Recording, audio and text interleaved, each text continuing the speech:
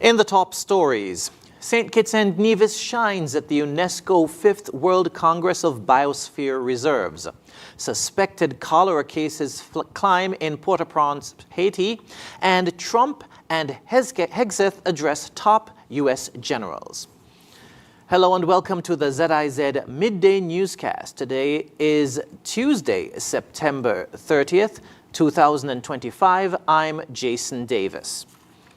Local conservationists are benefiting from the Federation's participation in the 5th World Congress of Biosphere Reserves in Hangzhou, China from the 22nd to 26th of September.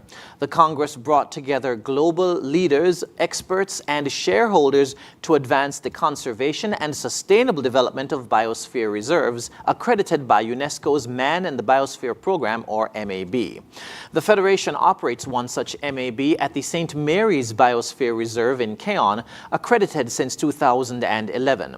Telka Wallace, the national coordinator for the UNESCO St. Mary's Biosphere Reserve, represented St. Kitts and Nevis at the meeting, which takes place once every 10 years. The Congress agenda included sessions on biodiversity, science and education, optimizing partnership and finance for biosphere reserves, enhancing global, regional and thematic networks, and biosphere reserve dialogue. The event provided a platform for knowledge sharing, collaboration, and innovation in biosphere reserve management.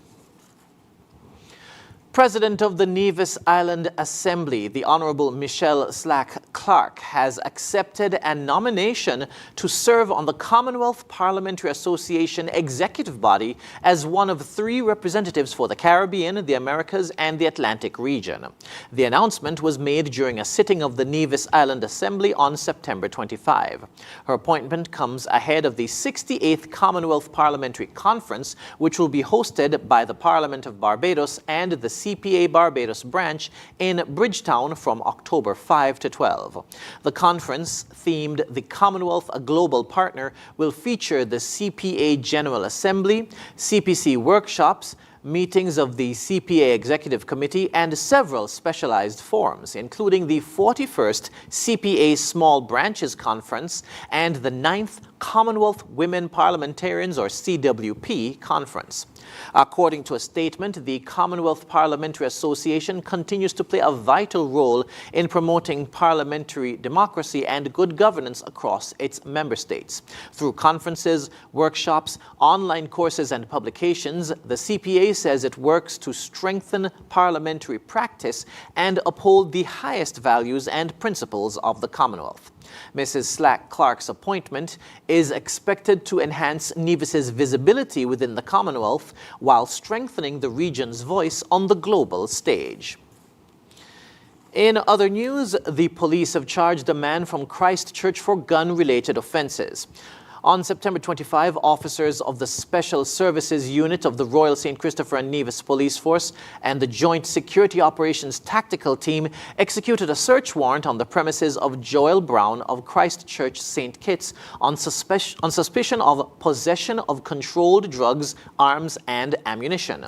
During the search, for which Mr. Brown was present, officers found 1 Beretta firearm, 19 9mm rounds of ammunition, 2 12-gauge cartridges, 1 9mm spent shell, and 1 bulletproof vest. Mr. Brown and the contraband items were taken into custody, and on September 26, he was formally charged at the Bastyr Police Station with 3 counts of possession of ammunition and 1 count of possession of firearm. The police say their work to remove illegal firearms and ammunition from our communities is diligently ongoing. They're also urging the public to continue reporting suspicious activities to law enforcement.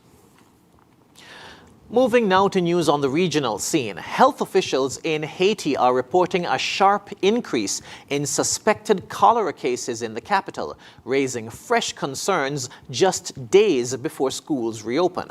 According to the UN Office for the Coordination of Humanitarian Affairs, 66 suspected cases have been recorded in Port-au-Prince and surrounding communities in recent days, with Pétionville, an economic hub with a high concentration of schools, emerging as the main hotspot. Between September 21 and 25 alone, 40 suspected cases and 3 deaths were reported in the area.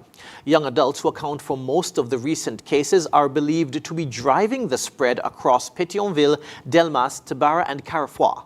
The rise comes against the backdrop of more than 3,100 suspected cholera cases reported nationwide so far this year.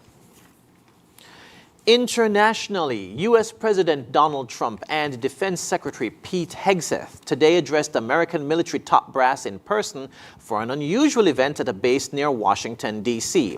Hundreds of military leaders, including generals and admirals stationed around the world, were expected to attend. It represents a rare gathering of so many senior personnel in one place. No official reason was publicly provided when the leaders were summoned at short notice last week, prompting a flurry of speculation. Vice President J.D. Vance sought to downplay the event. Security is extremely tight for the summit, which takes place at Marine Corps Base Quantico, a sprawling 55,000-acre facility in Virginia. And now for the weather. Present weather across St. Kitts and Nevis is partly cloudy skies. Winds are a gentle breeze of 9 miles per hour from an easterly direction. Seas are moderate with waves of 1.2 meters or 3 to 4 feet. Weather today will be partly cloudy with a 40% or moderate chance of brief showers. Tonight we'll see brief cloudy spells with a 60% or moderate chance of passing overnight showers. Sunset this evening will be at 6:01 p.m. Sunrise tomorrow at 6:01 a.m. And that brings us to the end of the ZIZ Midday Newscast. Join us this evening for these stories and more in detail. Thank you for tuning in. I'm Jason Davis.